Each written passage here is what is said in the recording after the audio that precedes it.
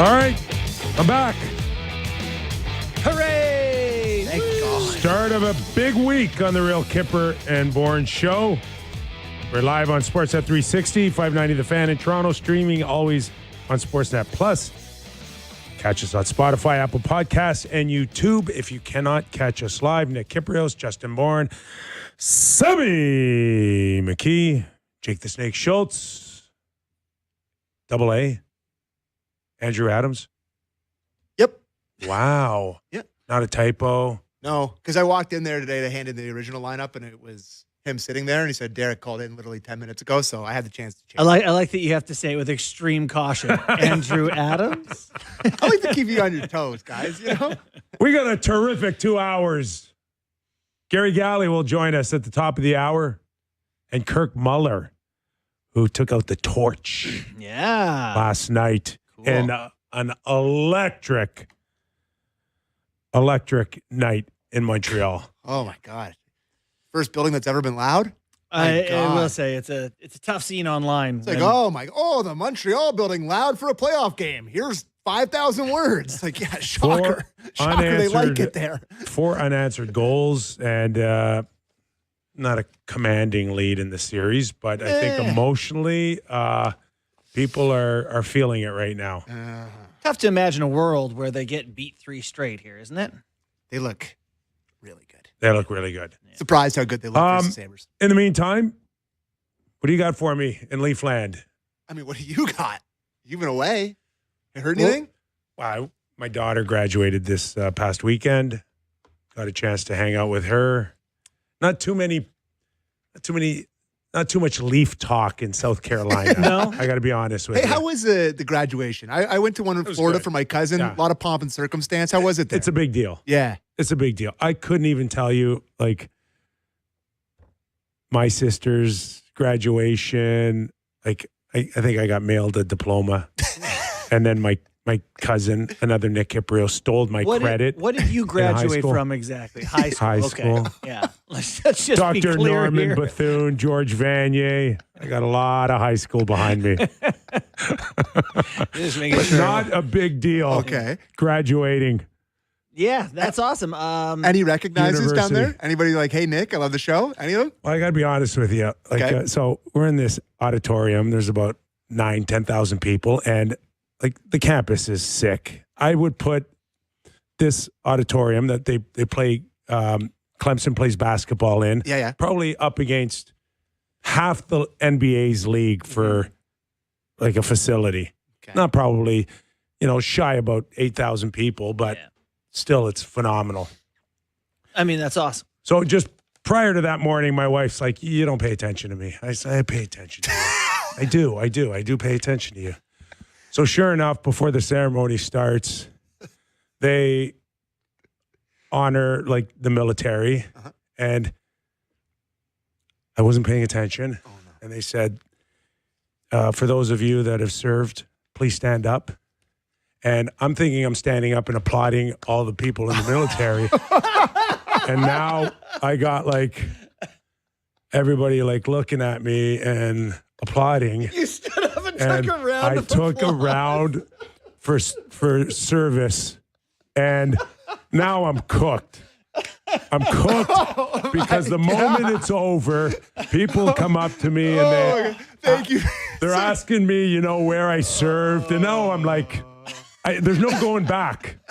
So You committed to the bit? yes, and all Stolen I said valor. was special service, like deep undercover. Deep, I can't tell you. It's classified. That is truly And then hilarious. I raced out of there. Wow. Yeah, my wife was not happy, by the ca- way. She's like, you're such an idiot. Yeah. That's truly, that's very Seinfeld. You love Seinfeld? Whew. It is extremely Seinfeld. Yeah, that's George in the limo, I guess, eh? That's fantastic. Great story. Everyone here thought you were getting interviewed for various positions around the league. Yeah. That was the Where? talk in Toronto. Where? Vancouver mostly. Oh, gosh. Yeah. Yeah. I mean, there's some few. I mean, people had amazing theories in the YouTube chat line. Like, it was just, he's interviewing with Sundin. He's doing this. He's in own sound. There was tons of different. I don't think theories. Mats or John need help at this point? No. Just getting their feet wet now. Sure about that? Well, We don't know. They're minus Shane Doan, right? Officially. Mm-hmm. Yeah. But not a real surprise there. Definitely no surprise. I would say that I listened to Pardon My Take today, which is a popular American sports podcast, and Paul Bissonnette was on there today.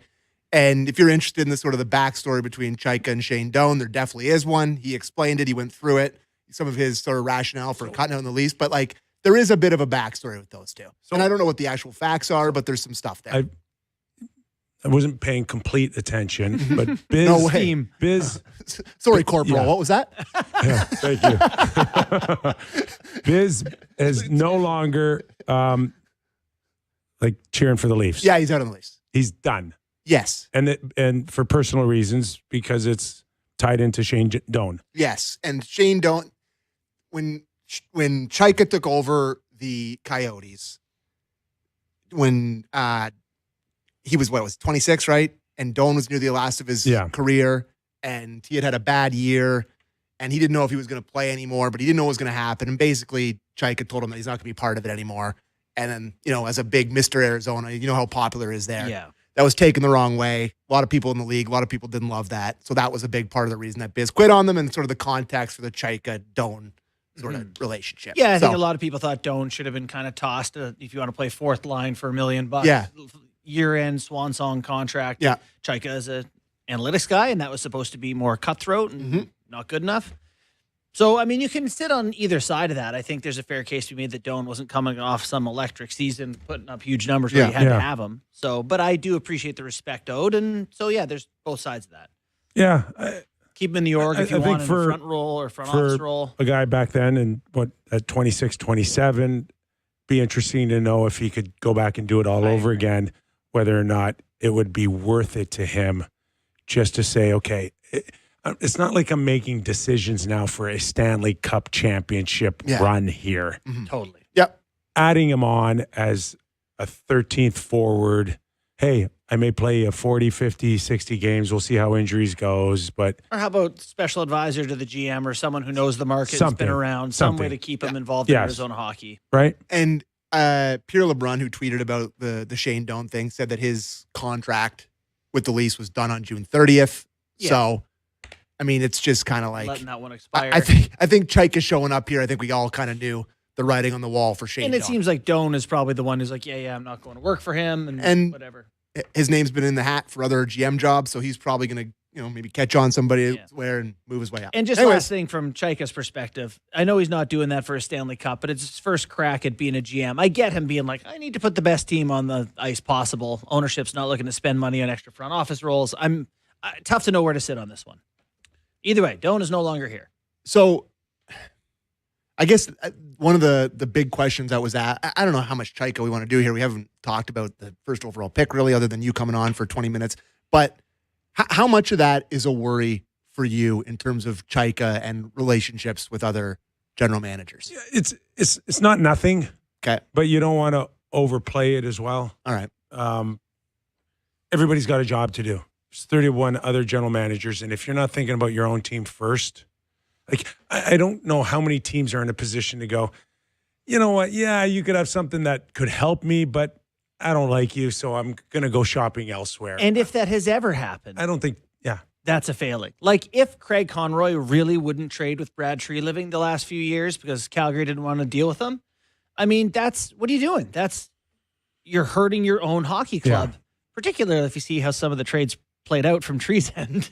Could have helped Calgary at times. So you're right. I'm of the same mind that it's like, who's going to not trade with him if he can give them something better? Yeah. That said, I do think there's extra caution that no one wants to get burned in front of all of Toronto and the media market, and particularly with Chaika and his reputation. So, and at the end of Kyle Dubas's thing here, guys were like claiming guys off waivers for a little while. That like remember the waiver thing. Like you just don't want that sort of thing to be happening. Now the part where I think is not nothing is just how does that play into that whole scope of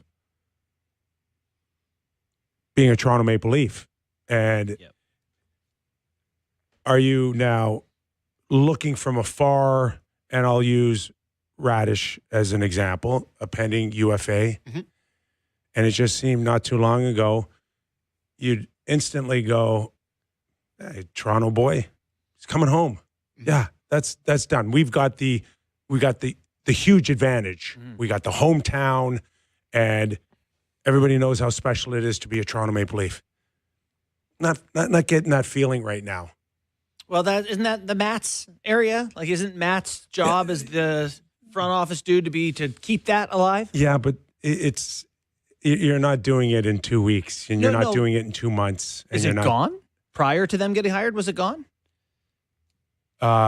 Listen, had the idea. I think prior to it, everybody's was watching all season long. What's going on in Toronto, and all the noise around it, and it's been well documented. I don't think it's helped the Toronto Maple Leafs that we've heard now from Paul Maurice. We've heard from Brad Marchand. We've heard from Nate McKinnon. We've heard from John Tortorella most recently about all this noise and supposedly difficulty playing in Toronto and dealing with all the crap. I don't think that's helping. I'm kind of two minds of that too. Like, to me, it's the old no press is bad press sort of thing. Everyone's talking about Toronto because it's the most important place in the NHL. And whether you think the state of the brand is at its peak, which I agree with you that it's not, I still think everyone's talking about it. What's the saying? They don't boo nobodies. Yeah. Like, I think the fact that if you want to be a part of the place, I still think that all the attention just elevates it. But I do think, this is not something I love to admit, but I do think that the brand has taken a bit of a, not the brand, but just where they're at with the franchise right now. Well, they're not great. That's what I mean. And we've talked about it ad nauseum on the show, that it's usually the biggest names knocking down the door to run this thing. And the way that this went, the search, it wasn't necessarily the biggest name outside of Matt Sundin, who comes in with a kind of an unclear role and a guy that's been out for 6 years. So I think there's something to it. It's their job. I think it's their job to prove that it can be back. I think, outside of bringing in Matt Sundin, it would feel a lot worse if it wasn't Matt's part of this. Totally. Yes. And you got to recruit. You got to get guys to lift their no move clause to want to come here. Mm-hmm. And right now, if you're Radish or anyone else, you're going to do your homework. You're going to talk to guys. You're going to listen to what is everybody always talking about Toronto being the hardest place, and they ride their guys or they run them out of town. You're going to go and do your due diligence. But what? Go ahead. Tell you what hurts them more with this sort of stuff, to me, is the way Matthews is handling. I'm not sure if I want to be around or not, which is, I know we're going to get into. Well, he's going exactly through the same thing Mitch Marner went through.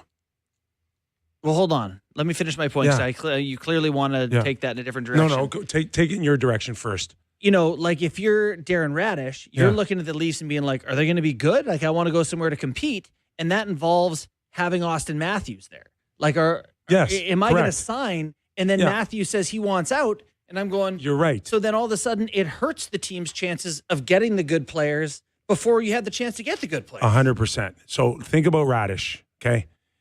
Here I am. I've kind of struggled for 10 years as a pro. Whatever the number.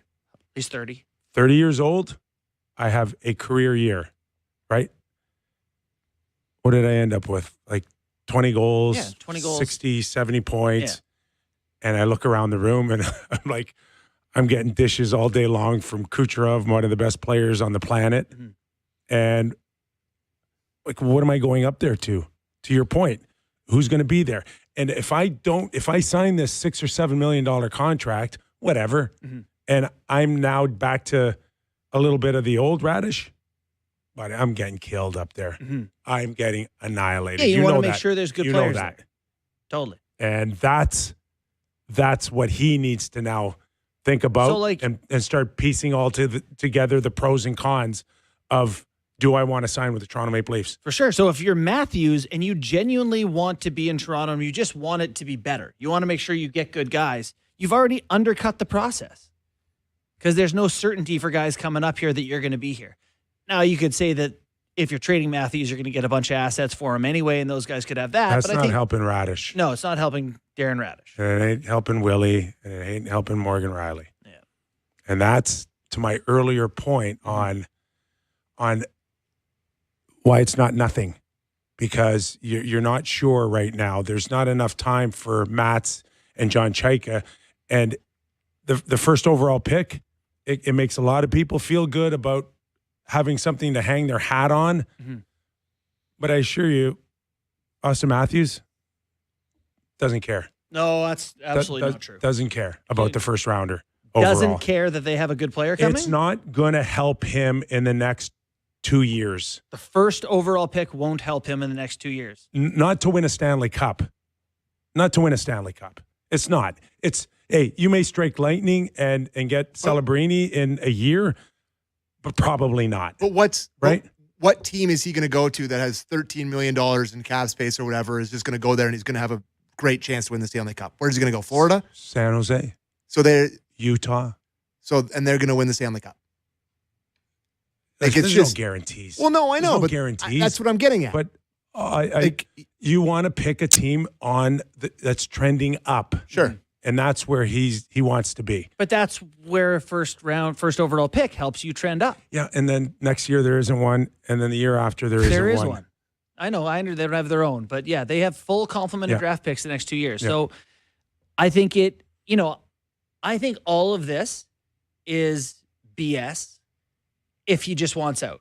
I think there are lots of ways to say, here's why I want out, here's where I want out, when he just wants out. Where he's just like, I'm tired of the heat and I don't think we got a great shot here. It's kind of toxic. I just want out. Which is, I think, probably the most likely answer. And that Not puts that he's him, doing some and intense that puts him right calculus. into that next man up on that whole Mitch Marner kind of, I got an out now. I have an out. But why do some guys say they love it and some guys don't? Like, what's the, like... What do you mean? Love like, what? I mean, the market. Like, I would argue that Morgan Riley is taking it on the chin worse, just as bad as any of them. And all he ever says is that he wants to be here. Matthew Nyes says he loves it here. Like, what's the difference? Do you want to say out loud what it is? Well, I don't know. Isn't it that Morgan Riley's not a prima donna? I don't know. He's more likable. I don't know. Well, no, but he's been taking it on the chin the worst for a calendar year and a half. Like, he's been the number one whipping boy, and he still won't say he wants to leave. Like, sure, there's little reports trickling out now that maybe he'd be open to it, blah, blah, blah. But every time he gets in front of the media, he's like, I love it here. I want to work here. I want to make it work here. Because it is ultimately... Wait, people do say other things. The captain went in front of the media and said, I can't predict the future. People do say other stuff. In fact, the captain says stuff. Fair. So... But it is a great place to play. It is. Is it? You're just sitting over there saying that it's not. But losing sucks. Yeah, losing sucks. And then sometimes when you're underperforming and you have a lot of money invested in you and you don't perform, you're going to hear it. But I think it all comes back to the same thing. You said, I think the brand is down. If you win, the brand is strong. That keeps everybody going. It will keep everybody going. Everything gets better. But people want to be there. They want to stay there. But brand looks great. Connor and Auston, at 30, they're running out of time. Mm-hmm. And it's like a gamble. It's like you've been hedging your bet on it was going to turn. It's going to turn. And if you miss that window, you are nothing but Marcel Dion at the end of your career. Yeah, I do think, talented individual. If you went to the best sports bettor in the world, I don't know who that would be today, with all the data in the world, and said, pick who has the best chance to win the Stanley Cup next year. It's hard. It's hard, but so these guys to think they're going to go catch the San Jose with zero defensemen. But it's just it's a reset. It gets you in a new frame of mind. Totally. There's so many other things, and let's just use Mitch Marner as an example. Okay, he's laughing right now. He's just giggling, and it's not great that Mitch Marner's doing great for the Toronto Maple Leafs. It's not. It kind of feeds into everything that he believed in, that, this is, I can't have fun here. I don't enjoy myself here. right? Yeah, winning's and fun. Morgan may enjoy himself. Morgan may, off the ice, he gets left alone. No one hounds him. No one's visiting his house throwing golf balls. So it's a different feel for him. Mm-hmm. But for Mitch, it was a disaster Yeah. being here. And I don't know where Auston is today on it. I think the joke I made about Morgan Rielly is relevant, and I think that it does probably take a thicker-skinned individual. I think that's reasonable, but I think that comes with its own rewards, and a lot of people have come here for the chance to be immortalized, to be, we got a press conference and they got Dougie, Wendell, all those boys there. I know. They went to the conference final. But Mitch will never have that. He won't. Morgan, if he leaves And tomorrow, those guys are on the hook for he's that. never That's gonna, their own responsibility. And Auston will be pulled into that too. Certainly, so yeah. they will not Unless he feel digs that in. unless they can get to a conference final in the next 2 years, which I think people would gladly take at this point. Of course. But I think Austin's now debating all of that. Yeah. And he watches Mitch Marner. Mitch Marner has a smile on his face. He goes to work. Nobody bugs him. 3 reporters at the end of it, goes back and golfs. I don't know, hits a casino with his family. I don't know. Are you just finding out about other places in the league? Like, this has always been a thing, right? That's why Florida's had success the last few years. Yeah. That's it. There are appealing places if you want to go golf and stay out of the spotlight. That's a thing. Yeah. But I think it's depressing if the captain of the Toronto Maple Leafs prioritizes that. And it says something about the type of players you are if that's your priority. He's got 2 years left on his deal, and he can do that. But they the can all nice do thing that. he has, too, is that he would leave here leaving the Leafs with something. That's the Matthew Tkachuk thing, right? Where you say, I'm not going to be here, recoup some guys. People are less mad about it. And he can leave without the hatred. No, that this one Mitch will have felt. a bitter feel, too. Oh, it'd be bitter, too, but it wouldn't be like Mitch. Listen, I want to sit here and fight you on Mitch Marner being great, but Mitch Marner's been great. And it's really painful for all Leaf fans. I know it's painful because everybody they can't stop talking about it. The double standards of the Mitch conversation is nauseating. What is there not, like, why Because is this happening? Why are people, like, I Because was people listening people love to dunk on Toronto. Like, every single guy, on ESPN, they must have said Toronto 100 times during that game. It's the playoffs. Like, what? Just because of the perception that sure. that everybody ran him out of town. Yeah. I think the perception, Mitch doing well there is extremely validating for Toronto to me. It's like he couldn't handle being the guy and the pressure. That's a load of crap. Well, and then you go there and that is a load of crap. Well, then how about this? How about you're going and shooting on different goalies with worse defensive teams, Yeah. and it just didn't line up great here. Like the timing was bad and it was unjust, but whatever the People case. are comparing, like, they're all going, like, it's an easier path now for Mitch and there's no pressure. It's like, it's all garbage talk. So hold on. Pressure matters. Pressure matters is a what ton you to put on yourself. Pressure is not what people put on you. It's what you put on yourself. The last 10 minutes of this conversation was about the pressure here and how no one wants it and how he's laughing because there's only 3 reporters. So pressure does matter. And then so he's there and it's Utah and Anaheim. But it had nothing to do with the performance. It's not the performance. It's it's the joy of not having to deal with Sammy plugging his nose. That sort of stuff. That's the pressure you're feeling. That's not pressure. It's annoyance. It's just a pain in the ass. I know, pressure it's either not matters pressure. or it doesn't. It's not pressure. Okay? And it's not that they're There's no pressure here. Got it. No, the pressure is what you put on yourself. Right. That's all it is. Okay.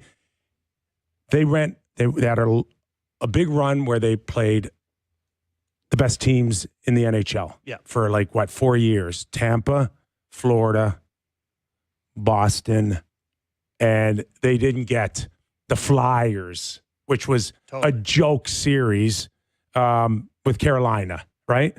Totally. So I agree with all of that. It's not that they just buckled under pressure. They played very good teams that went on to win cups. They all went to the finals. But now it's like the easiest. He's having the easiest time. And I watched Jack Eichel can't score on the power play. Hasn't got a power play goal all year. It's like, well, he's playing in a easier conference. Like everybody's saying, Mitch is now. How come he can't score goals? It's like, it's not. pressure is just what you put upon yourself. That's it. And Mitch had no problem putting pressure on himself. But he had problems with the pressure here. Everybody didn't perform when they needed to put points up. They lost for many reasons, but he's still the same player he was in Toronto, in Vegas. For sure he is. And I have there's no doubt that drawing those teams is different, though, because you're making the point that it is different, right? That they were playing the best teams here. And so playing Anaheim, who is one of the lesser defensive teams in the NHL. Neither Utah helps. or Anaheim would have made the playoffs in the Eastern Conference. One thing for years here is Mitch's shooting distance went farther and farther back from the net as the playoffs went on, and it's because you're playing good defensive teams and it's harder. He scored goals the other night in the crease. That's great that he's getting there, and I find it validating for what happened here that they played good teams a lot. It was just kind of I'm pissed off watching it, quite frankly. As a Leaf fan, where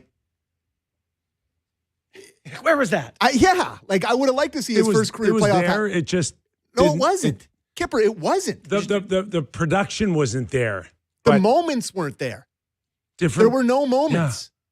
Yeah. And I watched this where he again goes to Vegas, and I have to listen. I mean, I am a punching bag because people find me accessible. So I got to eat it because he could never get it done here. He could never get it done here. So I have to read my mentions every day. Every single day. Every single day. You idiot. It's your fault because he couldn't shoot it in the net here.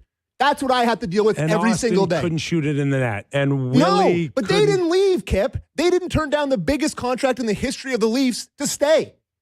They didn't leave. He did. He made the decision. And he made the right decision. Of course he did. He did, because he was afraid of the spotlight here. He always was. He never took accountability. Yes, it was. The guy. Yes, it was, man. It's not the guy, Sam. Yes, it was the guy.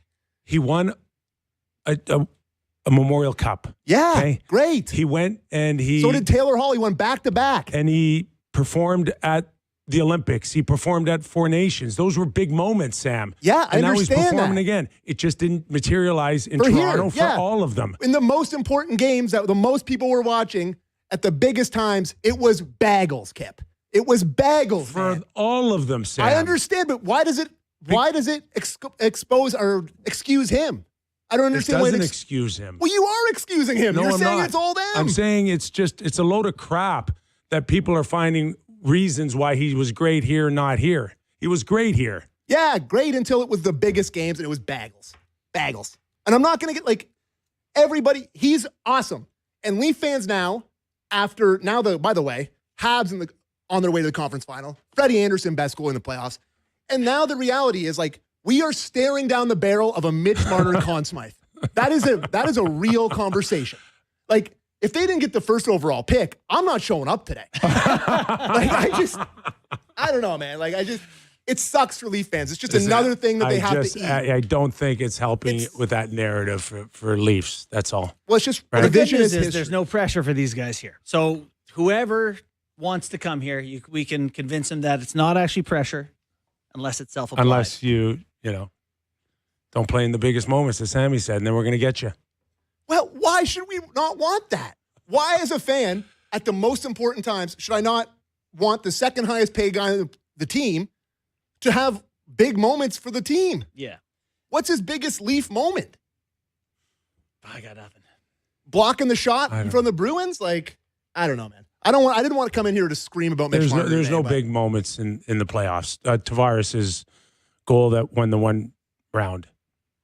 Anyways. That was it. Not Austin, not Willie, not Mitch. There's just not big moments for them. They all stunk. All of them stunk. And now maybe McKenna won't stink. Sure hope not. Well, that was fun. All right. Welcome back, buddy. We're back. We're good. Take a break? Break it up. What do you want to talk about after the break? Well, more McKenna? Everything else. No, the coach. Okay, sounds good. All right, plenty more. Leaf Hour edition on the Real Kyper and Bourne. Be back.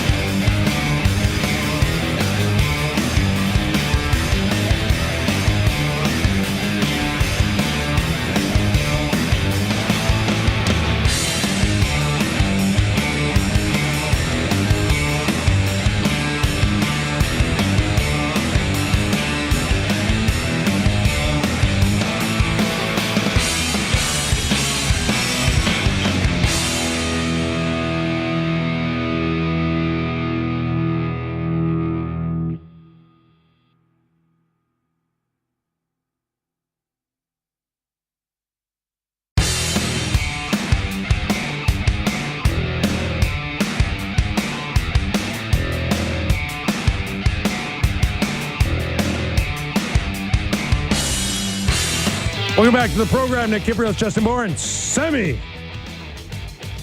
No fan of Mitch Marner. McKee. Oh, we're back. Missed you last week, bud. So you really think he could win the Conn Smythe? We're not even out of the second round. I'm just like it's hurricane season here. I'm getting the windows boarded up. I'm getting the sandbags ready. You never Mentally know. trying to prepare yourself. I think there's a pretty good chance they're going to beat the Ducks. I know it's 2-2 now, but I think they're the veteran team. You'd think they'd come out on top. Okay. Yeah, they're loaded. And then I guess the Wild or Avalanche are a totally different animal, but it's the playoffs. I don't know. If he goes to the final, he's leaving the team. Can you just thank Mitch Marner for leaving town and giving you 2 first-rounders, including the first pick overall? He gave that. That was a gift to you. Well, no, I won't thank him for that.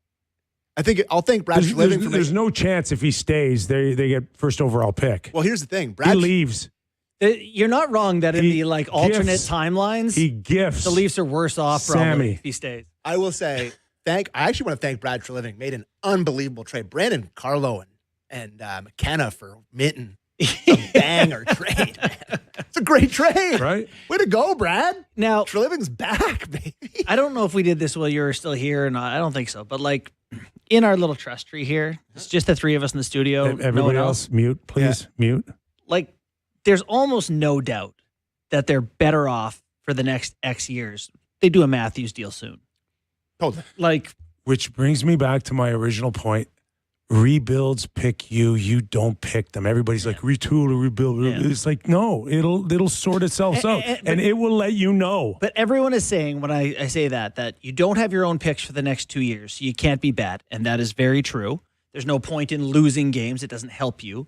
However, I think if you try to cluster a group of young stars at the same time, it's long-term going to be the best thing for you. Think about line now. up some timelines. And sorry, can I just say one more thing while it's on my mind?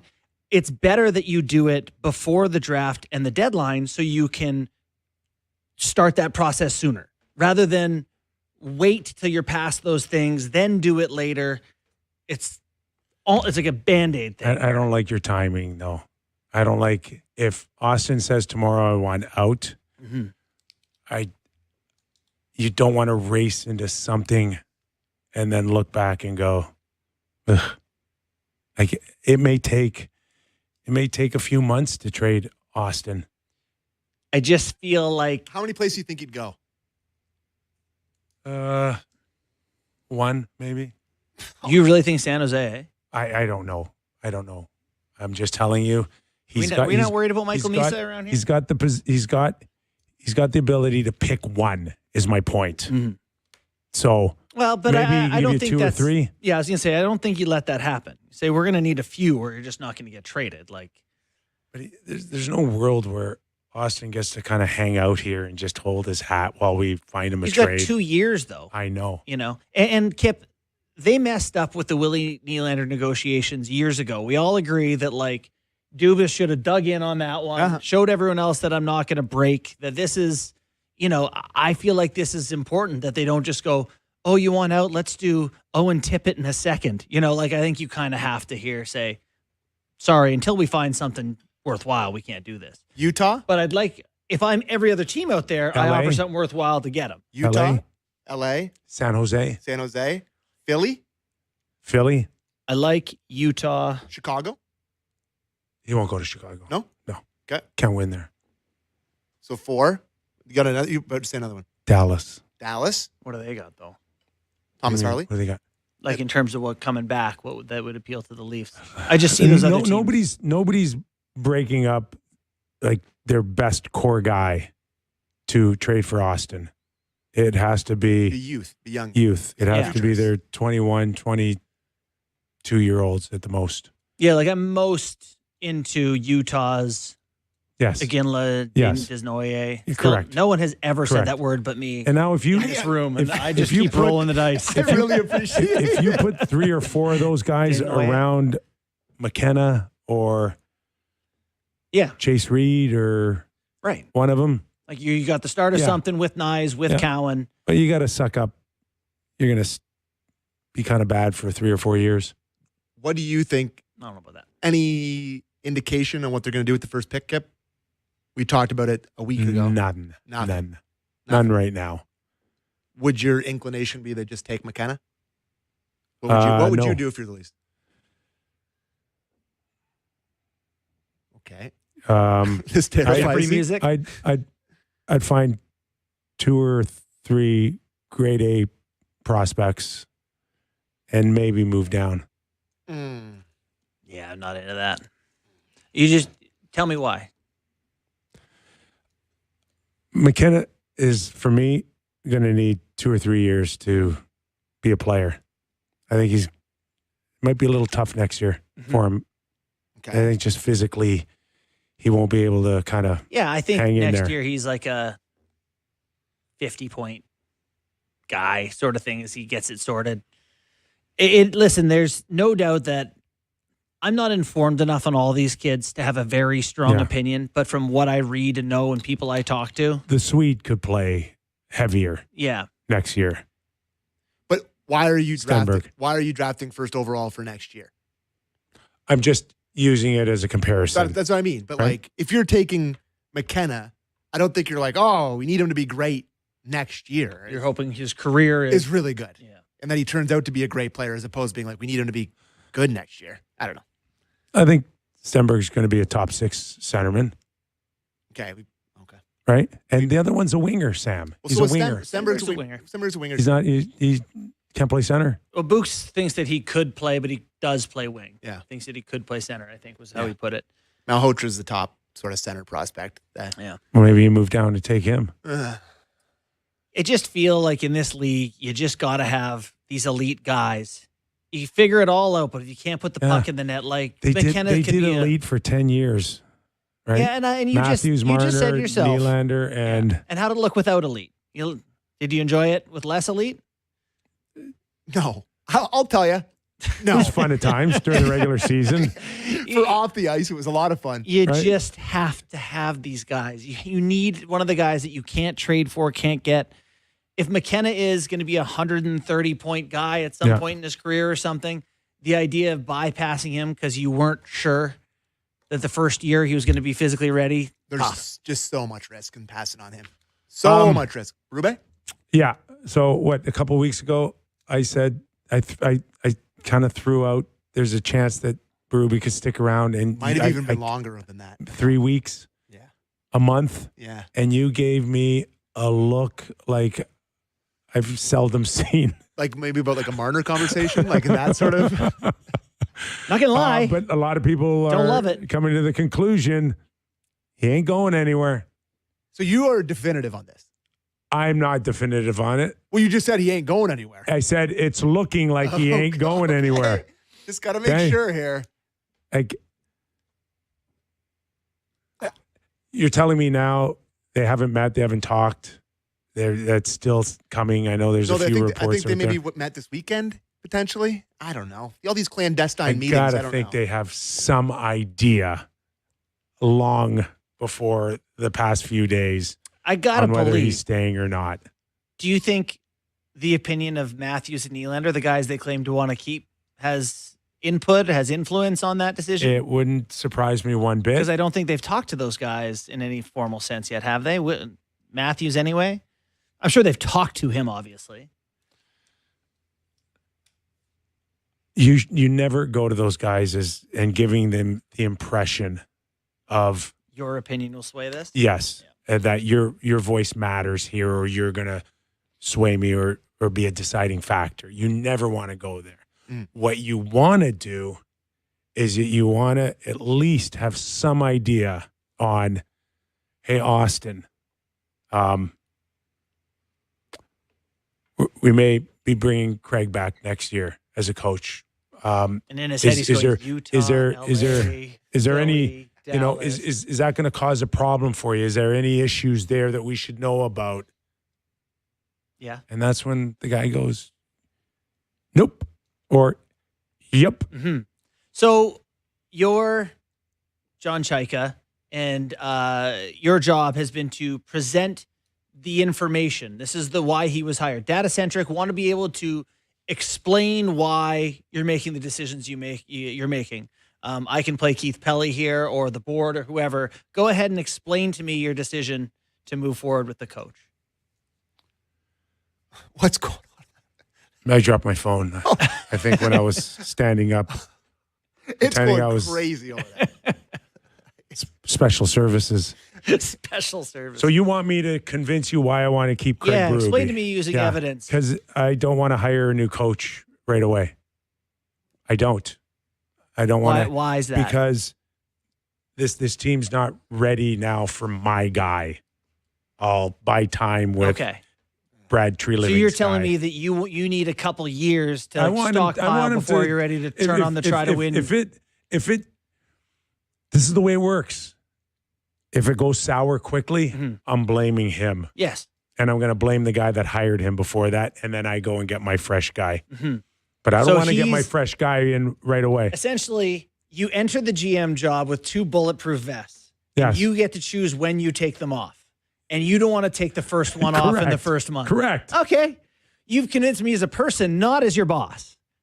Doesn't seem. I want the guy who's going to help us win and get better. No, I'm going to tell everybody he's a great coach. He's a Stanley Cup champion. You don't want to get rid of him. We just didn't have the right guys around him. Okay. What happens when I be like, and by chance, if he gets off to a good start and it turns, then I look like a genius. What if I bring in Sam Mitchell and I'm like 0, 0, 0, 0 when I'm showing their stats from last year? What happens then? Yeah.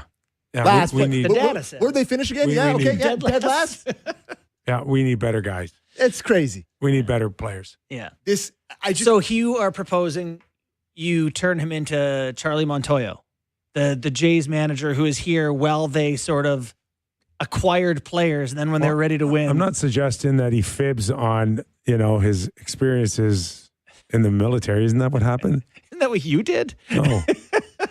Didn't Charlie do that? Honestly, I don't know if that's true, but it would be a remarkable coincidence if we Somebody tied did. you. Somebody- if this thing came together with you and Charlie Montoyo at the end of the I'm hour. not going to throw. I don't know. I think he was like most well known for Beloved. playing on the bongos. Everyone Who loved am I him. thinking Great guy. of? There was a general manager that kind of got maybe caught in a little bit of an exaggeration. I don't know who the hell you're talking about. I kind of vaguely do, but I can't pin it on. But I've been hitting the head like several times over I'm my with you. career. Between the two of us, I'm we got a not- full brain. I'm not. I just the three of us, it's a brain and a half. I just think you don't want to race into something quickly and give the impression that my new guy that I just hired is going to make this all better right away. And if it doesn't, then the only one that can get away with it right now is Sullivan in New York. He had a horrible year. The team's no good. They need major changes there. And not even a guy with his reputation as Stanley Cup champion and one of the highest paid coaches in the league is going to change that. So why do I want to race away from a guy that I still owe maybe $6 million I'll tell you to why. as well? I'll tell you why. Because you're why? supposed to be trying to win. And that guy, the information, all the data, all the evidence we have in the last 2 years says that he does not help us win. And so I find it, as an observer, I find it offensive that you're going to sit here and BS me about why you're keeping a guy when the real reason is for my own job security and maybe because we're not going to try to win. But you then are going to stand up there as the GM and go, we are trying to win. We think he's the right guy, when all of us kind of know that's not why. And that bugs me. And that's why I'm like, maybe not awesome. I agree with you. Totally agree with what he said. It's the most important thing is it buys time, and he can. I'm not saying you're still going to get those stats. Yeah. You're probably right. You may still those underlying numbers may look the same as they were when you finished it, but there's also a chance they may not. There may also be a chance that you sign a free agent, you move a couple of guys in, Berube gets more of a look that he's comfortable with. I don't know. Austin comes back and he looks like a 50-goal scorer. Willie's on fire, and he's not as dumb as you thought he was at the end of the season. I don't even think he is. It just feels like they stopped playing for him. But You just think that they're gonna just all of a sudden look way better under him with different people. Like I'm not trying to stereotype what John Chayka likes in a hockey team, but like, do those two guys picture you as? to you as guys that are really going to have a similar vision in terms of what a hockey team is? No, I just worry that Like it's you're going to gonna be build a November or December when they pull the trigger, and now it's too late to salvage the season. You're going to build a team in the isn't that what they kind of did last season? Kind of, yeah. And then also, if you have Gavin McKenna in, I'd like him to get right from the start sort of a confident, good set of professional ideals, and in losing environment's tough. Kyper, by the way, it was Tim Johnson, former Blue Jays manager, was fired in March 1999 after admitting he lied about serving in combat during the Vietnam War to motivate players. Thank you. I got the name wrong. That's but messed up, man. I got a little bit of the story right. Yeah. There you go. I have. Okay, one's a Blue bongo Jays player and the other one. I was a Blue Jays fan. I don't remember that at all. Zero recollection of that. I get the weirdest memory. I truly, though, I can see how the brain cells touched right after you stood up and took applause for your time in the military. Yes. This guy's name would Me come and up. Tim Johnson. Thank you to Shane Adams who tweeted me that. Thank you. There go. Thank you. So I don't think they appear to be in any hurry. Okay. And honestly, you might have want to fire him by now. Yeah. Right? If it was going to happen. If it was going to happen, you might have wanted to meet him. Like, I don't know what you've been doing. I think they met him. I think Right? they had a thing this no, weekend. I mean, like right away, like within days of being hired. You don't just, we'll get to you. Well, I thought maybe when they It's been a week. when they did the Treliving thing, I sat here and said they should have just done it both at that point, right? Mhm. Like it was just kind of and then you'd go into this with a clean slate. But who knows? Maybe they would have got a couple extra wins. Like all the stuff that happened in this season, you just have Happened for a reason. happened for a reason. And they'll just never forget that Dallas Stars game. One of the Maverick greatest Bork, losses baby. of all Maverick Bork. time. An insane loss. Ben Danford joining the Toronto Marlies for a playoff push. The There you go. Toronto Marlies beat the Laval Roquette, advanced to the North Division Final. Let's go. There you Marlies. go, Marlies. And Matthew Nyes and Willie Nylander in attendance at a Marlies game recently. They're really making the rounds. Love it. Nyes had a big celly at the Raptors game. What do you mean you don't love it? I don't- Nyes is a full-on Torontonian You should be now. in the gym. Honorary Raptor.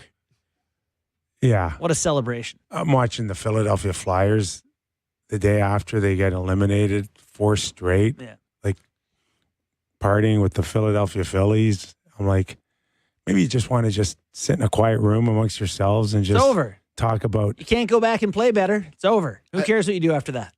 I think we just live in a world where there's too many cameras. Yeah. These guys, I mean, I'm sure guys never went out and partied in 85 after they got swept. People just having access to an HD phone picture in their phone here. My dad has a story about like policemen driving them home the day after playoffs. Yeah, like- but they. Well, I don't know what years it was. Come a good on. point. Could have been winning years. Well, but they were winners. Yeah. They were winners. Listen, I like Matthew Nyes. I would have preferred him to stay home and watch Tampa Bay and Montreal I gotta over tell you, over beat it. chugging a beer at a Raptors game. That is garbage. I agree. Absolute garbage. No. He's got Oh, I'm sorry. his That's first just time. me. It's just me. He's watching an It's just NHL me. game going, whoa, that's how you do it. Yes. He went to a That's how you Marlies play game. hard. That's how you win. That's how you.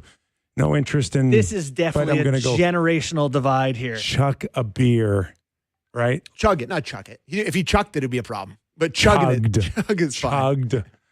Okay. I mean, I'm all right. This is a guy trying It's not, a new generation. I trying get not to I get get traded out it. of Toronto. He's showing love for all the local sports teams, and it's it. Okay. No, it's fine. That part's fine. an American boy. The front row.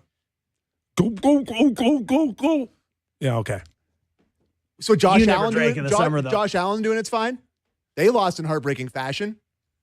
Every guy who gets on the jumbotron chugs. I'm not hearing this argument. I don't This even is argue. insane. There's never been an athlete that has had a beer in their hand. And like that's just what you do, bud. Buddy, I'm a sore loser, man. Oh Okay? my God, that's I'm a sore loser. He just sat in his stall till the next season came around. come on. All right. My age really showed in this last segment. Something did. You guys straighten me out, though. All right. Garry Galley up next and Kirk Muller. Plenty more. Stick around.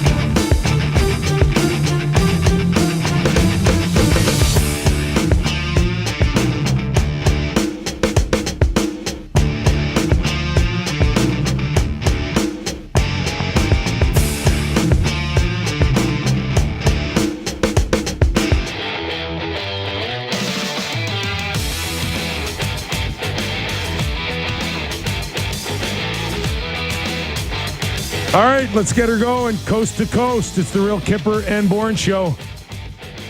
Live on Sportsnet. Sportsnet 650 in Vancouver. Sportsnet 960 in Calgary. And streaming always on Sportsnet Plus. If you can't catch us live, check out Spotify, Apple Podcasts, and YouTube. Nick Kypreos, Justin Bourne, Sammy McKee. This hour of Real Kyper and Bourne brought to you by Bet365. In a few minutes, Garry Galley, former National Hockey Leaguer, does a great job all season long. Sportsnet, Hockey Night in Canada. His series got cut pretty short by Carolina and pasting the Flyers. So Yeah. get some time to join us. Carolina's doing some pasting. Yeah. 10 days off potentially for them. So 11. Is that right? Yeah. does that is that par for the course?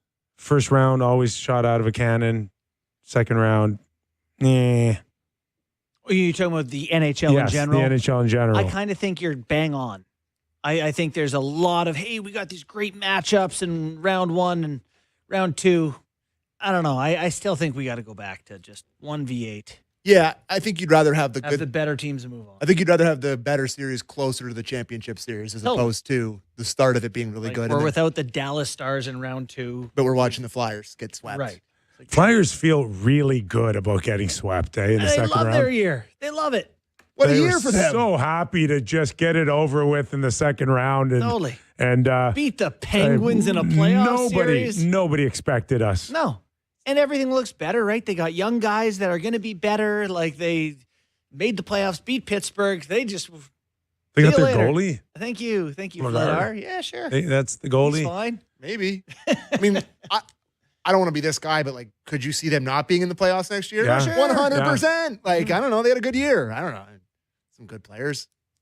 Like there's plenty of teams coming in that Metro, and I do New love- Jersey should be better. Islanders should be better. Columbus should be better. It's going to be tough. Habs look good, boys. Yeah. How you feeling? You okay? Yeah.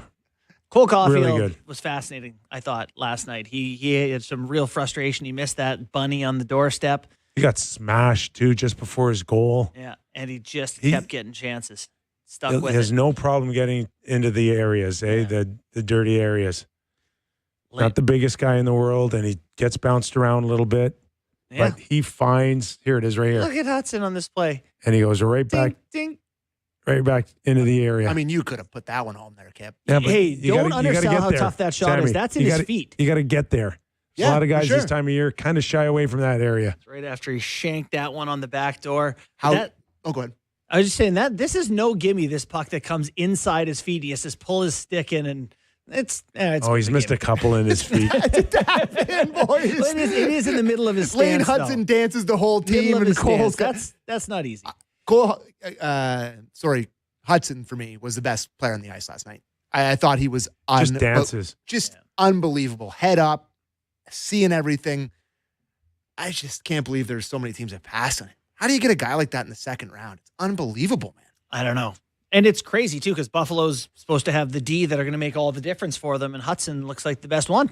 It just seems to that power play probably at the 7-minute mark. I think it was 4-2 at the time. Mm-hmm. And Buffalo's snapping it They had around, chances. and they can't find a shooting lane. Mm-hmm. Like Montreal will not give them clear access. Mm-hmm.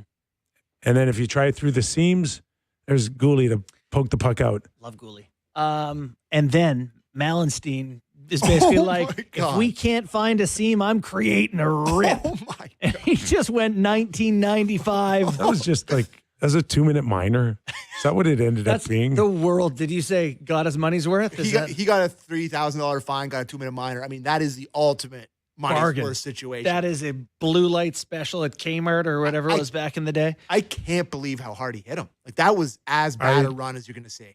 Well, could you imagine trying to hurt a goalie No. like that? No. You've never No. done anything like that. But I need a big knucklehead like Chris Pronger just to nudge me first. Yeah. Standing still. But Standing still. I wouldn't saw- take that run. I saw Buffalo fans being like, Bull Duke or whoever it was, like, took him into the goalie. And it's Oh, like he come could have on. veered off left at any time. Even me, Put your left blinker on at any time. the world's chief Habs hater. I can't even get there. No, you can't do No, that. it was And then Jack I went full WWE. speaking and of just money's worth. murdered Did he get him. fined Yeah, he today? did. For same thing as Mallenstein. 3,000. But Yeah. also good value because Carrick's important. He's a good player for Buffalo.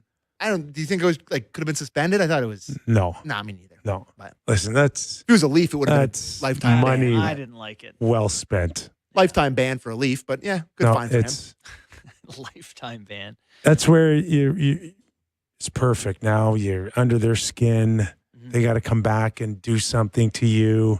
It's perfect. And That's Jack a is- By great- Mallenstein.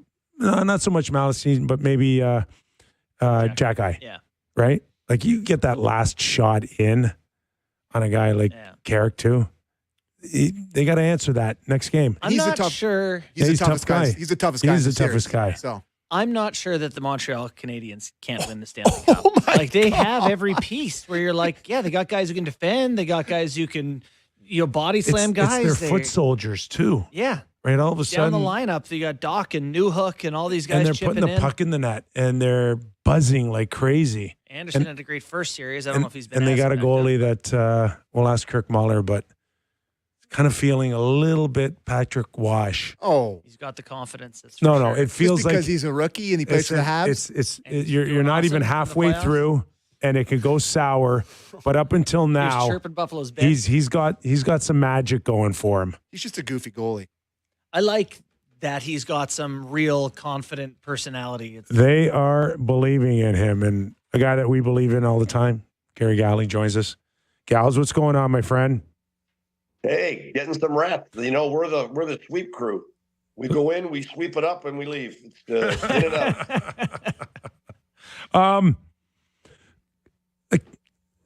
Sweeps aren't supposed to happen. We're in the world of parody now, and you're not supposed to do that anymore. Like, what goes on in the second round that we don't really see in the first? The year itself was so exciting, and everything was so tight that I think we fooled ourselves into thinking that the playoffs were going to be exactly the same for everybody. But it wasn't for the LA Kings. It wasn't for the Ottawa Senators. It wasn't for the Philadelphia Flyers, teams that I think are, on the lower parts of getting into the playoffs, and playing. And I think people not realizing how talented and strong and hardened the Carolina Hurricanes are. I think we all knew they're a good team. We all know they had some playoff experience. They made some additions that have really slid in there nicely. Keandre Miller, Nick Ehlers, and Freddie's being Freddie. That is it's the story. The story is that they've learned a ton from their failures, but Frederik Andersen has just been on another planet. When you pitch 950 and 960 saves percentages, your opponent's got to beat you 1-0. It just doesn't happen. And if not for Allmark, that would have been a thrashing, probably versus Ottawa, because Allmark pitched some really good numbers, and I think it would have even been worse. For Philadelphia, Vladar was good. I thought he was really good, but he wasn't great. And they're a young team, very young team, second youngest team in the league. Did they give up? No, they didn't. Because if you give up there, you're going to face talk going into the room, and you don't want to do that. It's just like that guy ain't going to give up. You're not going to give up. And they didn't. And their fans appreciated it. And they gave them a real warm send-off and appreciated their effort. But they just didn't have enough. Carolina has way too much. I look at that Carolina team and talk about they have too much. Some of the guys are just so undervalued around the league. Does anyone know who Jackson Blake is? This guy was a really good player for them, 30-goal scorer. And, it feels like when you talk about good players in the league, his name never comes up. Taylor Hall has become this well-rounded guy. And obviously Stankoven has kind of come into his own. That line in itself is I don't think, appreciated around the NHL. You're right. I know Jackson. I played with his dad, Jason, so I certainly knew who Jackson was. And when he came into the league, and his dad was talented, and the kid is really, really sharp, and he gets it, and he's quick, and he's got a high hockey IQ. So you put him on a line with good players like Stankoven and Hall, and Hall is having a bit of a renaissance. I heard the stories that they talked to Yzerman and said, you're not going to lead the league in scoring. You're not going to lead the playoffs in scoring, but you're going to have a chance to win a Stanley Cup because you have to play a certain way. And I heard the same thing with Madonna, with the Hitchcock. You have to play a certain way to win a cup. You can't not play all the way in. Remember Eichel when Vegas won it?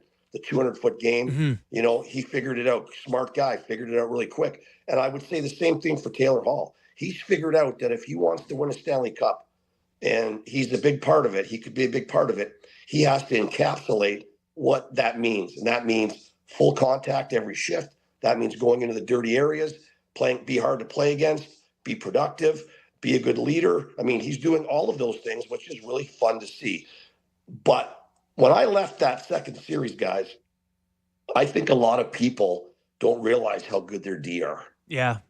Everyone is, Stankoven, the goals, everyone's looking at all this stuff. But Slavin's a beast. He is an absolute beast. And Keandre Miller, adding him in there, another big body down low. Walker has been fantastic. Got to give my shout out to my BG kid, but he's been absolutely fantastic. Gostisbehere looks really good. Like, you look at that whole defense core, and they're at Chatfield. I mean, this is a guy, he's blue collar, man. He just goes out there and does it all. And it's really interesting that no one really talks about their D. They're penalty killing. I mean, I've not seen a team hold the blue line on a penalty kill with that slingshot power play that comes flying with all that speed. For them to not give an inch crossing that line and just suffocate the power play as it comes in is incredible to watch. And of course, you can't doubt that with Rod Brindamore. I mean, I played with Rod, a fantastic penalty killer, sharp guy. So I understand the pressure everywhere. Time and space dissipates fast with that team. So whoever's going to play them next, you better be ready, because there is not a lot of time and space. You're watching and listening to Garry Galley, former National Hockey League color analyst for Sportsnet Hockey Night in Canada. So I don't have to worry about your 10 or 11 days off. I'm sure you're just fine with them. Plenty of things to do, eat, drink. But what's it like for Carolina right now? What was the longest, gals, you went in a series? We had 10 or 11 days in New York between the Islanders, I think, in Washington. We went into Washington in the conference finals and swept them in 91. And Edmonton. I was against me. Yeah. Thanks for that. Edmonton went 6 against Chicago, and we had, I think it was almost 11 days. It was 10 or 11 days. And I remember the first game against Edmonton was a triple overtimer. And, and Klima scored that overtime goal. Hadn't had a shift in 2 periods. His skates were untied. He jumps over the boards and gets the overtime goal. And I really think that whoever won that game that night, all that momentum was going to have a really good chance to win the cup. And it didn't go our way. And we ended up losing in 5. But that's a long break. It's a really long break. And they've already had a long break, but they've handled it really well. Everything this team does, they seem to handle really well. And Rod explained it one night, and when I was listening to his press conference, it was sort of like, not every game is the same in the playoffs. Every game is very different and adds little nuances to it. How your team adjusts to those little things is the key to winning. And every time a game, it's an overtime game, they're down a goal, they're up a goal, it's a different way that a team will play. They play the same way. They're very comfortable in their own skin. Down a goal, not a problem. Up a goal, not a problem. They just keep playing the same way. It's a formula they believe will take them to the promised land, and they're not going to change it. They'll go down fighting that way. I do believe when the conference finals starts, now there will be a little more pressure on them. Getting through the first 2 is expected, and they did it in flying colors. But they've not got through the conference finals, and it's really stung them. So if they get into a conference final series and maybe come out of the gate a bit rusty and someone gets them down a game, then we're going to find out, a little bit of anxiety on the Carolina and see how they handle it. Always challenging, too, for coaching, coaching staff to keep, players engaged for those 11 days, meetings, video. Obviously, you still don't know your opponent, but even to go out there and battle or have some friendly scrimmaging and just don't be the guy that hurts Brian Leetch in 1994, with 11 days off. That's all my biggest worry is I accidentally hurt one of these guys. wrap them up in bubble wrap and put them out there. You know those big soccer ball things they put on the in between Zorbas, I think, Zorb or something. Yeah. You let them skate, but you put one of those around them. But yeah, I mean, I obviously think Rod's going to give this team 2 or 3 days off, and they're going to get a break. And as you know, this isn't like green light to go out and really hoop it up and whatever. This is about rest and getting yourself recharged and energized for the next round. It's like when I watched Utah and Vegas, and it's the similar to Washington and Montreal last year in the first round. Washington got through, but Montreal took a good bite out of them. They really did. And Washington was an older team, and Montreal really, was there front and center. Utah took a good bite out of Vegas. And I think the series that goes longer may benefit a young team with great legs and a lot of enthusiasm and can score. Mm-hmm. So, that's as this series moves along, the older guys, the bumps and bruises, as you guys know, they don't go away as quickly as the younger guys. Mm-hmm. So that's going to be an interesting finish there.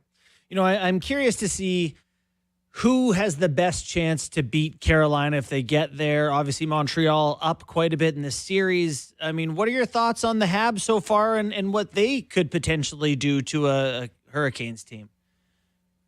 Oh, boy. You know what?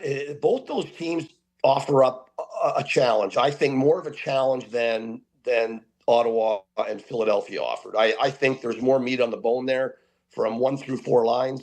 I think their defense, their structure, I think there's a lot of things that are better. I think the goaltending is going to be really solid if you hit Montreal. Dobish is like, he's on another planet. I mean, this kid looks calm. He looks like Carey Price in there. I mean, it's just wonderful to see. Lyon has really been a good goalie for the Sabres all year long. Their goaltending has been fantastic. So you're going to get good goaltending. I think you're going to get a team with a little more structure.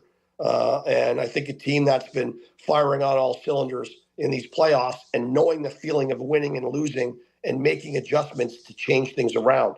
And that's the thing, like Anaheim makes a bunch of adjustments and they come out and they win a game. Minnesota makes some adjustments. Like it's in the playoffs, it's about the adjustments that you make and the success that you can get out of those adjustments. And sometimes it's just inserting someone new in the lineup. Sometimes it's just changing a bit of your structure. But at the end of the day, I think both are going to provide more of a challenge. If you're asking me which one's going to give them more of a fight, I think it's too hard to tell right now. I still think this Montreal-Buffalo series is going to be a 6-7, and I don't think it's going anywhere soon. And the foot soldiers on Montreal, because at the end of the day, you're not riding the offense of a Suzuki or a Cole Caulfield right now. The likes of Newhook, right? Texier, they're really getting it done, gals, for Montreal. Yeah. I mean, I think that your expectation in the playoffs is that your horses will run and do all your damage. Well, sometimes good defensive lines shut down good offensive forwards, and sometimes the number one lines get neutralized, and then you count on a Stankoven line to light it up, right? And you count on Stahl to go out and have a monstrous game 3 where he's just chucking people around and wins the power play faceoff, supposed to get off the ice, gets stuck out there, scores. Then he throws a pass, backhand saucer through a guy's legs in Chatfield for a one-timer. I mean, that's Jordan Stahl. You expect Jordan Stahl to do a lot of things in a game for you, but those aren't the things you're expecting. But those are the things that Rod Brindamore loved to see him get some credit for, because he really loves him as a player and he knows what he gets from him. So it's the same thing with Montreal. You got to get stuff out of those other guys. Like, how about Kirby Dach? Like, when he missed that guy on that goal in Tampa Bay, the crowd cheered him when he came on the ice. It could have went the other way easily, but they just cheered him on. He comes out, gets a goal, and all of a sudden he's back in the game here. He's ready to go, and he's chipping in. All these little things count. They all count in getting you where you want to go. Mm-hmm. So just take you out west for a quick sec. You got some time now. You're not doing series. You must be watching hockey in the evenings, gal. So I assume you've seen what's going on the other side. Colorado seems like the fave there, but Minnesota got them last game. They think the Wild are still hanging around? I think that the game tonight, obviously, it's not rocket science, right? They've got to win that game tonight. You can't go back to Colorado, down 3-1. So you gave them a spanking, right? This is a team that was 11-3-2 after a loss in the regular season. This is a team that Jared Bednar is going to get ramped up to another level that they weren't at the other night. So if you're Minnesota, know that game 4 is going to be a lot tougher to win than game 3, and you're going to have to be even sharper and even better. It can be done. I mean, it can be done. In order to plant the seed of doubt in an opponent's head, it doesn't happen in one shift or one period. You got to win a game, then you win another game, and then all of a sudden the seeds of doubt and then frustration and those things can start to come along. Now we got a goaltending change, possibly correct. So if there's a goaltending change for Colorado, what happens if a few go in quick? It could be a rough night again. But I personally think this is going to be a really tight game tonight, really, really tight. And where it falls, it's going to be hard to tell. But I do really think that the Avalanche, at the end of the day, will put their foot on a gas pedal here, and I think they're going to be tough to beat. Gals, enjoy the rest of the time off, my friend. You look like you're in couch mode right now with the remote. Teed it up this morning. Nice. Teed it up, swung. Yep, nice out. So it was good stuff. Good. Got home for Mother's Day. Who would have thought that? Normally I'm sending flowers from the road. I get a chance to be home, so it was nice. Awesome stuff, man. Really appreciate your time. Thanks for doing this. Thanks, guys. Always a pleasure. Thanks, guys. Appreciate it. Garry Galley, who calls a great game. He does. And he's not getting to call many games right now. Yeah, that ended quick. Think he gets paid per series? Probably not, eh? Probably not per game. Probably not how that works. Yeah. He's probably fine with what's happening right now. Yeah. Get to play golf, home in time for Mother's Day. Yeah. Good stuff. Quick one on Colorado, Minnie. I was surprised that Minnie took it to him like that. Yeah. I didn't see that coming. But we'll see tonight. They're changing goalies. Galley's out there. They're going to go to the other wood. I don't know if they should be. I agree. Feels quick. A little overreaction. Yes. Pretty good. Yeah.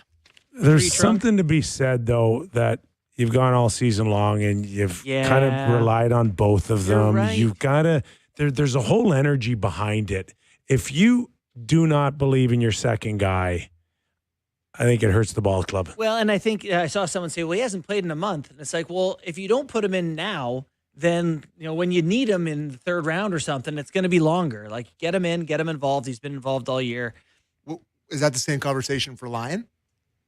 I think so. Like, you claim to be a true tandem. You've been happy with everyone. Yeah. They pulled the trigger really quick Sure did. on Ukko-Pekka Luukkonen. I think he's just had back-to-back games where tons of pucks have entered the net. Like, too many pucks. a lot of pucks going in. Your job. Keep him out. I think it's early enough in the series you can make that switch too. Yeah. You do? I do, yeah. I do. Game 4 in that building, putting in Buddy Ouellette in a flipper from the halfway line in the second game. Who I amongst know. us hasn't let I him know. flipper? But Okay. Lyon, I think, could use a break mentally. Yeah. Oh, he's what did he say he was? He was something blob. Oh, amorphous blob, I believe he said. Yeah. All right. Still don't know what he means by that. Game time? Yep. It's game time. Presented by Bet365, an official partner of the NHL. Must be 19 plus. Ontario only. Please play responsibly. One game on the ice tonight, like we were talking about. The Minnesota Wild are underdogs tonight, plus 125 in the money line. Colorado, minus 150 tonight. So they're expecting a bounce back effort from the. I like Minnie there. In Minnie? It's not the worst number for sure. I was just trying to quickly pull up the Conn Smythe odds here because I have a great idea for any Leaf fan listening to this. Oh, no. I've been partial to a happiness hedge in the past, and there are two excellent spots for one here. To be clear for those people who don't know, the idea behind the happiness Yes. hedge is that you're betting. Incentivizing heartbreak. You're betting on the thing you don't want to happen happening. Yes. So if it happens, you get paid, and if it doesn't, you're happy anyway. So it's great. But why don't you go with being happy and saving the money Yeah. What do you mean? and just don't make a bet? Well, then I'm sad and I don't have any money for it. Like if the thing you don't want to happen happens, then you're just getting no money. Might as well get some money while you're Here's sad. why I bring it up. Mitch Marner, what do you think his number is for Conn Smythe? He's Plus 1,200. Is plus 1,800. Plus 1,800 for Mitch Marner to win the Conn Smythe. Great number for a Leaf fan if you're terrified of that. Frederick Anderson, he's 5-1. Second favorite. 5-1. Nathan McKinnon is the favorite at 3-1. Where's Dobish? Dobish is 22-1. Hey, do you guys see the Nathan McKinnon swimming in the pool with flippers and goggles Was that controversy? Yeah, it was real. Was that real? Are we Yeah. sure that wasn't AI? I saw a thing saying that it was real. However, that also could have been not real. I don't trust anything. Internet is a dangerous place. Right? I didn't see it. What is it? Like someone just had from the 18th floor of a hotel, it looked like Nathan McKinnon was swimming with actual flippers and like scuba in like the pool at the hotel. It was like, what is happening here? Is he looking for some kale pasta on the bottom or something? I don't know. Oh, we got to verify that. I have nothing to add to that. That's your homework. Okay. I will know by the Verify time it. we're back after the break. Anyway, that was Game Time presented by Bet365, an official partner of the NHL. Must be 19 plus, Ontario only. Please play responsibly. And a reminder, this hour of Real Kyper and Bourne is brought to you by Bet365. Nathan McKinnon flippers? Is Avalanche star Nathan McKinnon a psychopath for wearing flippers and goggles in the hotel pool? I'll do some reading. You guys do the show for a minute. Is that Claude that's reporting that or ChatGPT or? No one knows. All right. All right, let's take a quick break here. Yeah, let's do it. Or you want to get in a few? No, we got to go. We got to go? Yeah, Kirk Muller. Yeah, we got Kirk Muller, but we We got Kirk Muller. All right. Yeah, that's cool. Former National Hockey League Stanley Cup champion with the Montreal Canadiens. Torchman is next when we return. It's a Real Kyper and Bourne.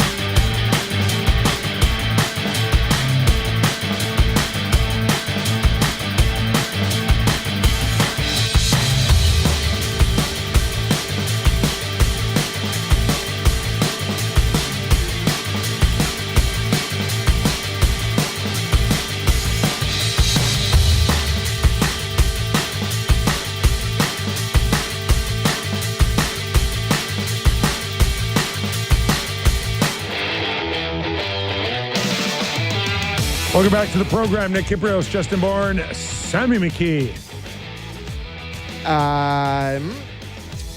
Time now for the Acura Performance Matchup, the 2026 Acura MDX Precisely Premium.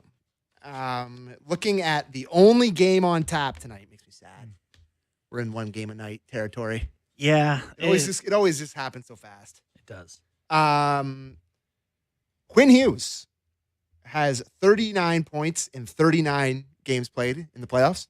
Wow. Needs one assist to tie Evan Bouchard for the third most by a defenseman through 40 career playoff games.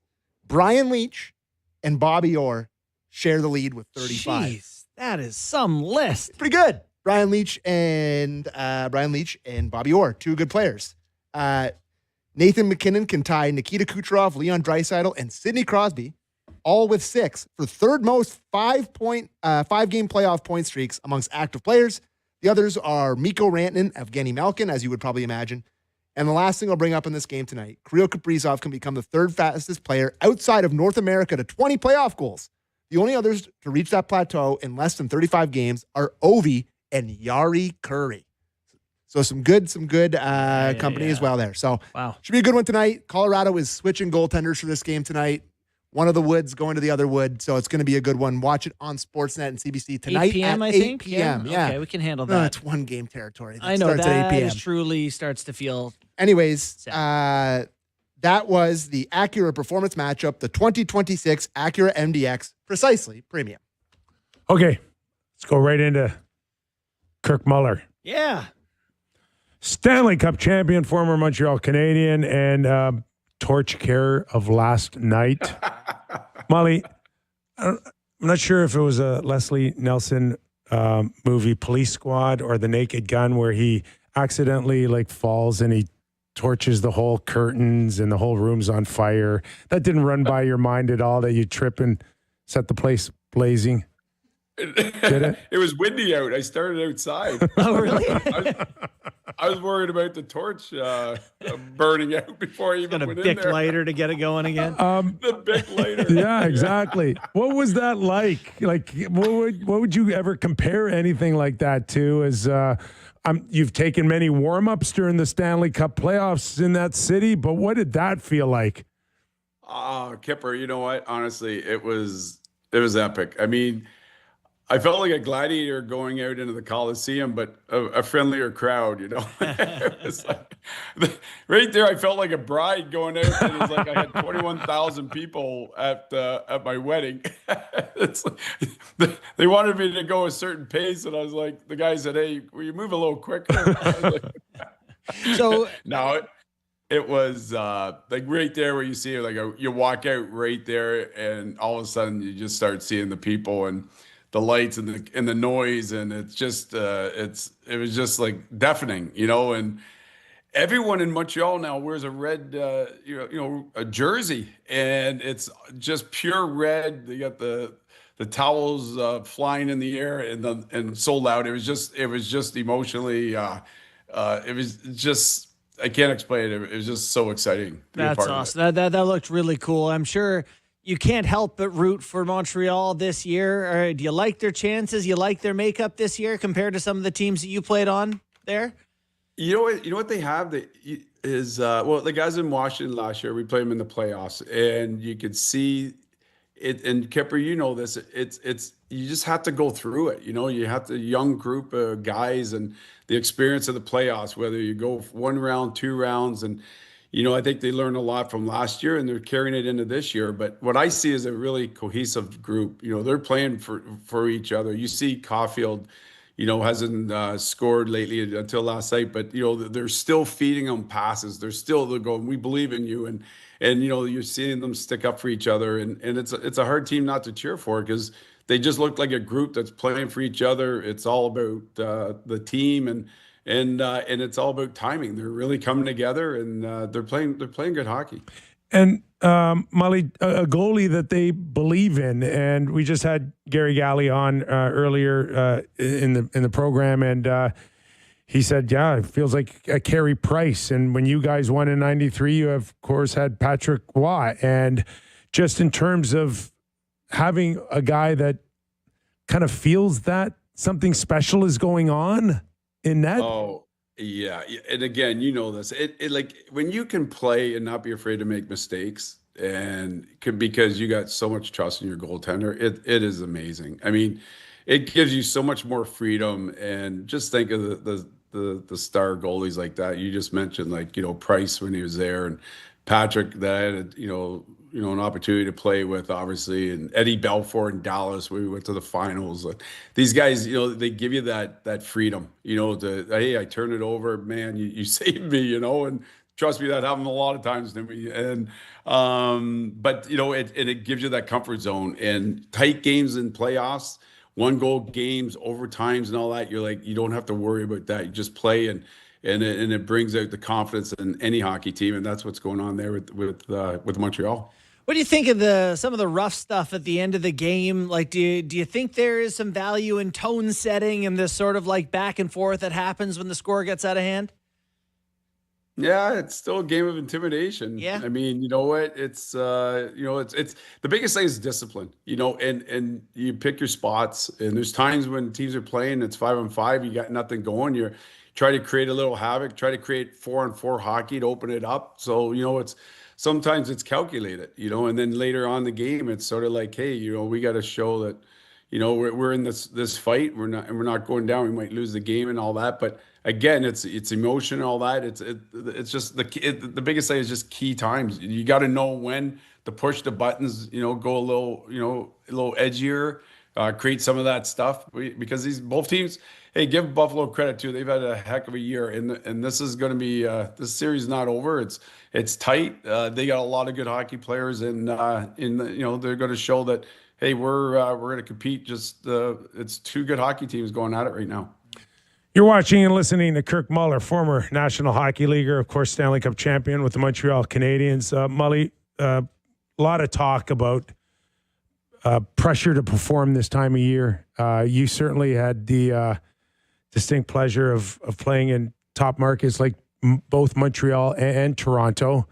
Also lesser, right, in other markets like New Jersey. But, what's it feel like for a Cole Caulfield to kind of be snake bitten a little bit and trying to hang in there? And is there a comparison to experiencing that in Montreal compared to somewhere else? And you coached Ovi in Washington, and we had a pretty heated discussion on Mitch Marner about, oh, yeah, no pressure now in Vegas. He's looking like a rock star. And I'm like, please tell me it doesn't work that way. Does it? You know what? Hey, some people can play in certain markets, and some people, just, do well in others, and let's be honest, there's certain markets, obviously, that are more, a lot of pressure from whether it's media or from the fans.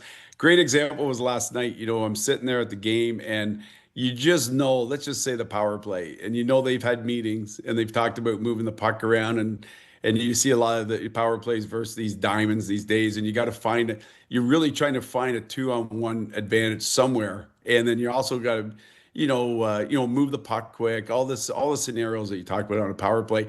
And you can see last night with Montreal at the beginning, they're moving the puck around, they're doing everything that they've talked about in their meeting, and you got 21,000 people yelling, shoot, shoot, And they're like, wait a minute, we just had a 10-minute meeting on what we're supposed to do. Will you guys relax, and that's the type of pressure, that you face. You have to witness it and be out there in those scenarios and go, man, we're in our own rink, and the pressure, like, shoot the puck. And I'm like, no, I'm being told to, make a low play.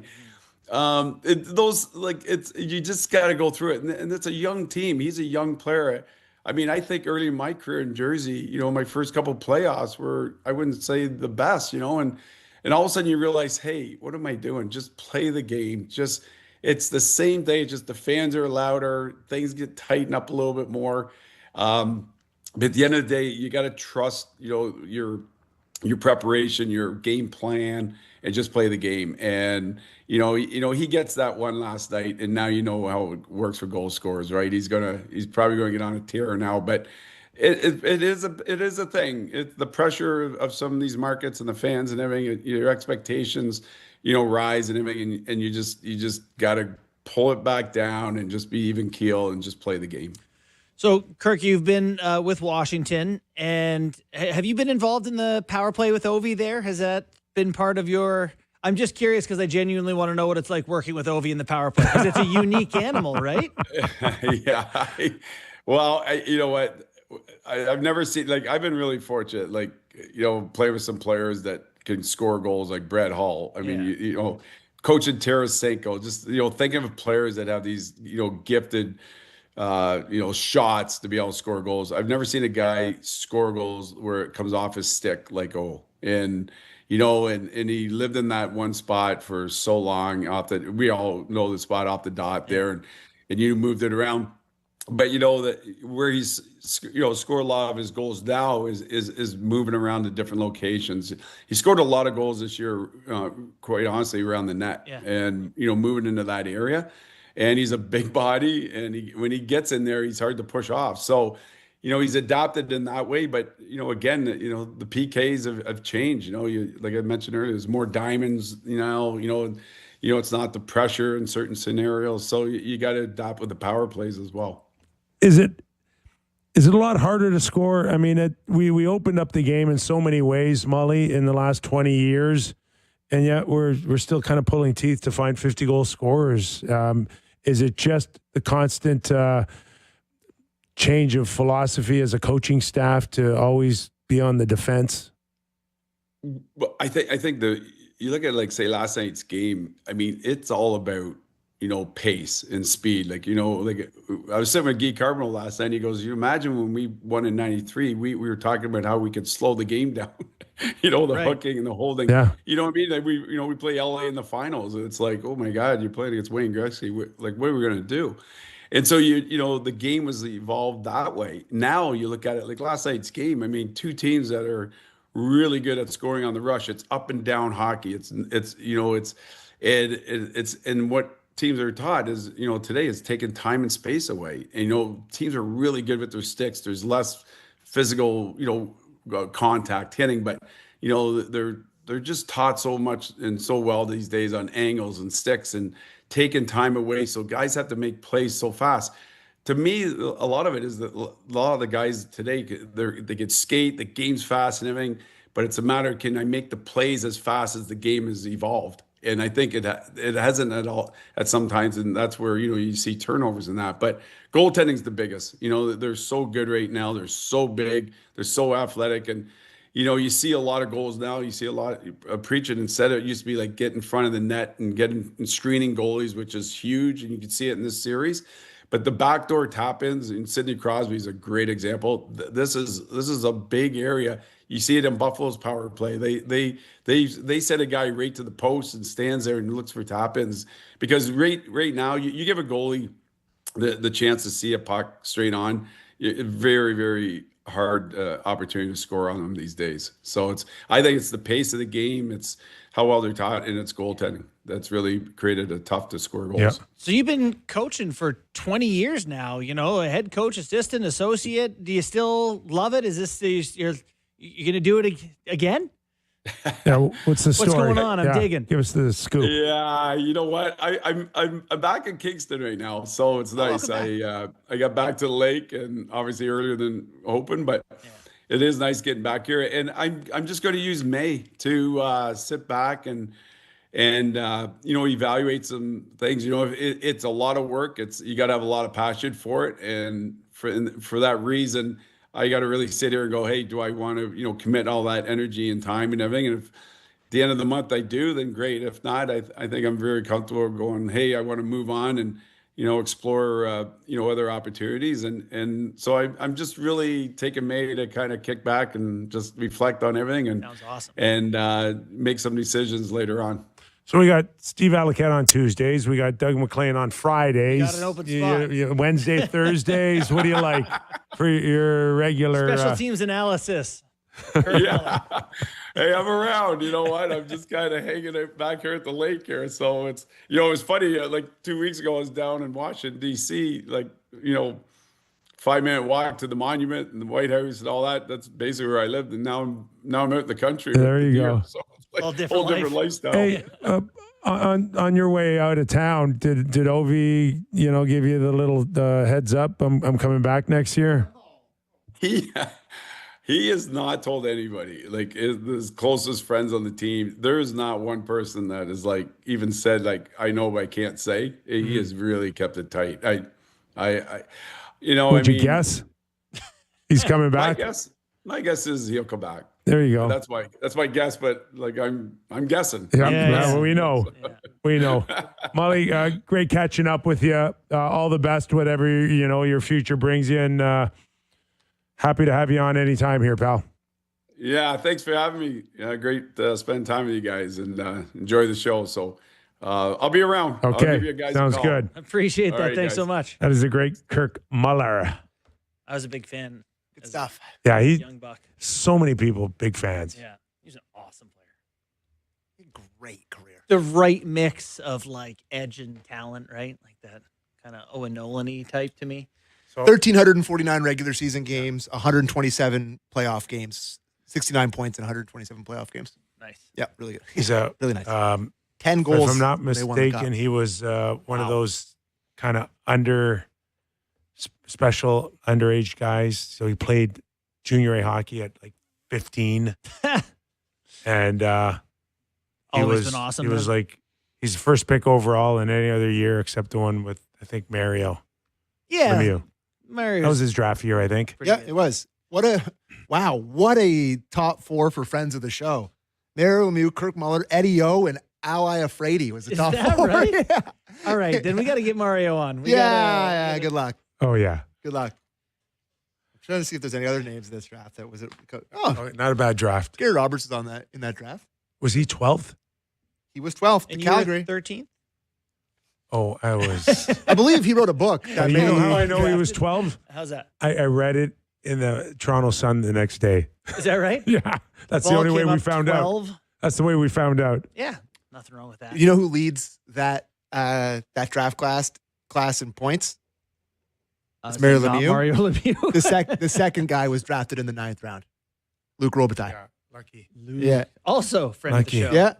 Brett Hull third in points, and then Kirk Muller. That was when Luke had to convince the security guard to let him on the floor because he just got drafted. That's actually one of the funniest stories ever told in our show about the pin. Remember? Yeah, the pin? they have nothing to give the players. Yeah. And he said Someone was like, somebody "Here, took a take pin this." off and gave it to Luke. $2.99. Man, And what a only draft. became the this is. highest scoring left winger in history. Interesting draft. Did you want to talk about, I know you don't love the World Championships, Kipper, but Oh, I want a quick conversation on the captaincy. that's what I was going to bring up. Yeah. How do we feel about Celebrini getting the captaincy as like you're going to be a future captain? These guys have had their time captain versus why don't you just watch and let these guys who are captains Yeah. learn from them? There's definitely a statement there. See, he's special. I agree. I think there's special circumstances. Okay. I'm not going to sit there and go, he's just another 19-year-old who this guy's earned everything he's been given. Yeah, he's for sure. earned it all. Totally. So, I mean, I haven't studied the roster, but it's okay. John Tavares is there, and Ryan O'Reilly. he's a real pro. Yep. Ryan O'Reilly's a real pro. They're grooming him, and that's not necessarily a bad thing. I got no problem with it. Like, it's great. I get the idea. He's going to be involved in Olympic teams and international teams, and he's a star in the league. There's no doubt about it. I just don't really think it's necessary. Like, Ryan O'Reilly's won a Stanley Cup. He's a great pro. He's kind of the consummate captainly guy. Feels like, yeah, you want to give him an A and let him watch O'Reilly. But that's neither here nor there. It's just surprising, right, to see a 19-year-old kid get it when there are current captains in the league on the roster. I mean, Mark Scheifele's there, if I'm not mistaken. They've got some good pros around. This is an interesting team. Like, Can you give me some of the roster? I don't even know. You want me to name some dudes for you? Name some dudes. We can do some dude naming here. Fraser Minton, Hold the phone. Really? John Tavares, What a Ryan mix. O'Reilly, Dylan Holloway, Macklin Celebrini, Emmett Dylan. Finney, Mark I like this Scheifele, team. Morgan Riley, Gabriel Velarde, Parker Wotherspoon, Zach Whitecloud, Darnell Nurse, Dylan Cousins, Evan Bouchard, Robert Thomas, Dude, this team is awesome. Connor Brown, Matt Barzell, Sam Dickinson, Denton, Last week, Matejchuk, goal. and Dylan DeMello. skated, Guaranteed goal. last week I skated with Connor Brown. Oh, did you? Really? How's he moving out there? Pretty good? Like a gazillion miles an hour. Oh, my God. It was like, He's a beauty. I love him. I still got windburn. I wish he was still a Leaf. Good golfer. Is he free agent? No, he just signed a long-term deal with New Jersey. Crap. I was hoping they could bring him home. No. Too But bad. The goalies it was are impressive Cam to be Talbot, out there with him. That's awesome. Cam Talbot, Jet Greaves, and Jack And Ivanovic, the guy that was the goalie for the World Juniors. shout out to Jeff Skinner, too. He comes out. Hey, And he's another, really? he's another Yeah, you buzzsaw. can't touch him. I'm sure in my that setting. God. Yeah. And I'm That like, is- get why are me you off, get me off the ice. two of the best They give you skaters the- in the they I'm give you league? the gonna courtesy hurt pass. Like, have somebody. a turn. Have a turn. Like, where is my line mates Justin Bourne and Sammy McKee? Oh, yeah. Buddy. I would be my Hey, nightmare. Can I use the last 2 minutes to address a serious Canadian crisis? Oh, This please do. goaltending thing is a real crisis. Oh, Like the Olympics, we started an 870 goaltender, Mm-hmm. right? So I currently I'm doing like my son plays U11 hockey next year. We're doing like evaluations this past weekend. Yep. There is no goalies, no one goaltends. We are talking families into converting their kids into goalies because there's not two per team. Families are smart. No one wants to do it. who would want to do it? And no one wants to play defense either. Everyone wants to be McKinnon, Crosby, Celebrini. They all want to play Hopefully center. Schaefer now. People will see Schaefer light it up. Maybe Makar. But Yeah. I'm telling you, 40 or 50 years, we could just watch NHL hockey with a tutor shooter. Just a I mean- piece of plastic. Well, that's we always would been my take take. that. We would take that. My take has always been hockey would be so much better with just boards with 4 holes in it. Well, and take away the bottom ones. Just you got to shoot it in the top 2 corners. Top 2 corners, it's like that's the true evaluation of who's a good team. But like it is, I truly think that we need to have some sort of like we need a superstar goalie to show other goalies, the kids that like being goalies awesome. You get your painted helmet, you get to be the dude. Oh, God, it's just a Maytag. Maytag repairman. I mean, who would want to be? It's the nightmare job. it's it's more you're a expensive, it's more nightman. pressure. You're a night watchman, And everyone in Canada, everyone's parents are like, you're not being goalie. not being a goal. Everyone's parents are telling their kids that. And so I think it's going to be a problem for us for years to come. Well, my boy Carter George played for the Attack for a while. He was Team Canada's goal. Maybe he can get it going. I don't know. Like, we're not going to not have goalies. We'll have guys who put on Yeah. the pads. But like watching the Americans churn them through the NTDP or whatever their Well, could we program's just called. get one of those Russian boys to switch? Sure. They have like 10 of them. Offer some citizenship packages. Please. One game on tap. The Let's go. Avs and the Minnesota Wild. Everything gets started 8 p.m. Sportsnet, CBC, and Tampa Bay Rays and your Great. Blue Jays. Big series for the Jays. But he can Vladdy hit a No. home run. 9 extra Please. base hits all year. What is going on? He only Ichiro makes Suzuki. $100 million a year. Our thanks to Garry Galley and Kirk Muller. Enjoy your night. If you get a chance, give us a rating and review.